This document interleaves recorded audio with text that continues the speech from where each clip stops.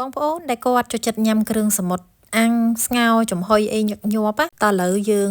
មកសាកល្បងបដូរជាការក្លុកប៊ឺញ៉ាំវិញម្ដងមើលបងប្អូនអញ្ចឹងថ្ងៃហ្នឹងគឺខ្ញុំនឹងបង្ហាញបងប្អូនពីរបៀបដែលខ្ញុំ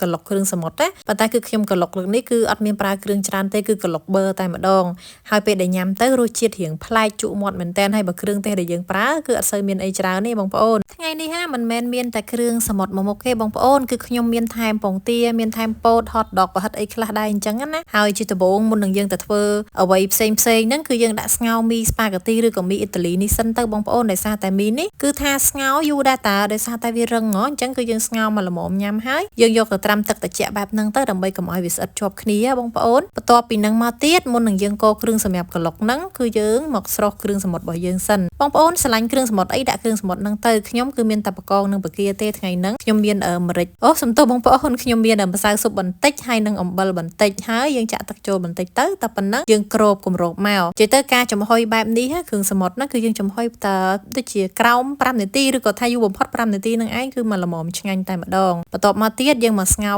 ពោតហើយនឹងស្ងោរពងទាបងប្អូនពោតនិងពងទាហ្នឹងគឺស្ងោរជាមួយគ្នាទៅយើងលាងពងទាឲ្យតែស្អាតទៅអត់អីទេហើយយើងស្ងោរជាមួយគ្នានៅពេលដែលឆ្អិនហើយយើងមកស្រុះហតដកនេះបន្តិចហើយនឹងប្រហិតទៅណានិយាយទៅក៏ប៉ិតប្រហិតហតដកអីហ្នឹងគេឆ្អិនហើយប៉ុន្តែជាទម្លាប់ល្អគឺយើងគួរតែយកមកស្រុះទឹកមកពុះសិនទៅណាបងប្អូនងាកមកមើលគ្រឿងទេសបងប្អូនក្រៅពីប៊ឺគឺខ្ញុំមានម្សៅស៊ុបម្រេចអំបិលម្សៅម្ទេសហើយនឹងកន្លែងស្លឹករៀងគ្រឿងបរទេសហ្នឹងគឺឈ្មោះគេជាភាសាបរទេសហ្នឹងគេឈ្មោះ basil អញ្ចឹងណាបងប្អូនខ្ញុំមិនដឹងតែខ្មែរហ្នឹងស្លឹកអីទេហើយខ្ញុំក៏បន្ថែមស្ករសបន្តិចដែរប៉ុន្តែបើសិនជាបងប្អូនអត់ចូលចិត្តស្ករសមិនបាច់ដាក់ក៏បានដែរអញ្ចឹងជាដំបូងខ្ញុំប្រើប៊ឺយើងធម្មតាហ្នឹងបងប្អូនចង់ប្រើប៊ឺអីផ្សេងក៏បានដែរនិយាយទៅសេដ្ឋកិច្ចចំណង់ចំណូលចិត្តបងប្អូនទេគឺយើងរំលាយប៊ឺហ្នឹងឲ្យសមល្មមជាមួយបរិមាណគ្រឿងសមុទ្រជាមួយពោតបកាអីរបស់យើងគ្រឿងហតដកប្រហិតអីហ្នឹងមកណាបងប្អូនអញ្ចឹងហើយគឺយើង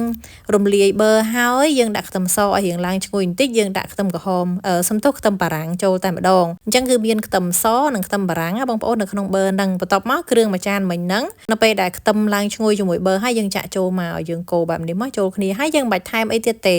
ឬក៏បងប្អូនអាចភ្លក់មើលហើយថែមអីតាមចំណង់ចំណូលចិត្តបានអញ្ចឹងណាបងប្អូនសម្រាប់ខ្ញុំគឺខ្ញុំបន្ថែមតែទឹកបន្តិចទេដើម្បីកុំឲ្យវាខាប់ពេកបងប្អូនបើនិយាយពីរសជាតិគ្រឿងសមុទ្រក្លុកប៊ឺរបស់ខ្ញុំនេះគឺអត់មានរសជាតិផ្អែមខ្លាំងទេខ្ញុំដាក់ស្ករតែបន្តិចឬក៏ពេលខ្លះខ្ញុំមិនដាក់ស្ករផងអញ្ចឹងគឺរសជាតិរៀងប្រៃបងប្អូនរៀងប្រៃហើយឈ្ងុយគ្រឿងបរទេសហ្នឹង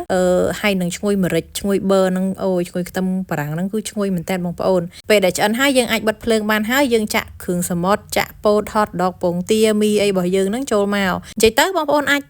ដាក់រៀបចំគ្រឿងហ្នឹងធ្វើម៉េចឲ្យសមល្មមជាមួយបរិមាណគ្រឿងសមុទ្រមីពោតពងទាហតដកប្រហិតអីរបស់បងប្អូនហ្នឹងណាហើយយើងចាក់ចូលមកយើងគ្រាន់តែកូរច្បល់វាឲ្យចូលគ្នាទៅយើងប្រើវែកក៏បានស្រោមដៃក៏បានអីក៏បានដែរប៉ុន្តែកន្លែងហ្នឹងគឺយើងបិទភ្លើងឲ្យបងប្អូនមិនចាំបាច់បើកភ្លើងទេតែប៉ុណ្នេះគឺរួចរាល់ហើយបងប្អូនគឺយើងអាចញ៉ាំក្តៅៗចឹងបានហើយលើកមកញ៉ាំតែម្ដងបាច់ធ្វើទុកយូរពេកទេនាំតែរីកមីស្ប៉ាហ្គាទីរបស់យើងបងប្អូនអញ្ចឹងគឺរួចរាល់ហើយពេលដែលយើងញ៉ាំហ្នឹងគឺយើងមិនបាច់ចាំបាច់មានគ្រឿងទឹកជ្រលក់អីទៀតទេក៏ប៉ុន្តែបើសិនជាបងប្អូនទម្លាប់ថាអូញ៉ាំគ្រឿងសមុទ្រទម្លាប់ថាមានទឹកត្រីកោះកុងឬអីចឹងអានោះបងប្អូនអាចបន្ថែមបានតែបើនិយាយពីរសជាតិយើងក្លុកនោះវិញគឺក្លុកមកល្មមមិនបាច់ជ្រលក់អីទៀតទេគឺឆ្ងាញ់ហើយបងប្អូនព្រោះអីពេលដែលយើងចំហុយគ្រឿងសមុទ្រហ្នឹងក៏យើងមានដាក់គ្រឿងខ្លះដែរអញ្ចឹងណាហើយយើងព្យាយាមកាត់បន្ថយការជ្រលក់ការបន្ថែមគ្រឿងអីចឹងដើម្បីសុខភាពដែរអញ្ចឹងណាបងប្អូនហើយវីដេអូក៏មានតែប៉ុណ្្នឹងដែរ